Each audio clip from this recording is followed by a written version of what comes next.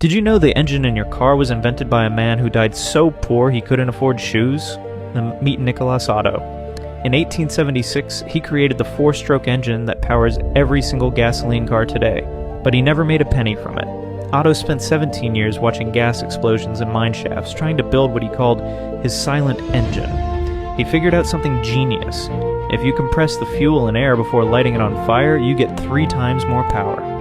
His breakthrough was the four-stroke cycle: intake, compression, combustion, exhaust. It changed everything about transportation.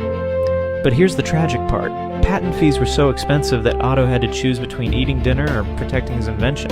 He chose dinner. By the time he scraped together money for partial patents, it was too late. Competitors had already stolen his design and flooded the market. Otto died penniless in 1891. Today, every car company uses his invention for free, making trillions of dollars from technology created by a man who couldn't even afford basic necessities.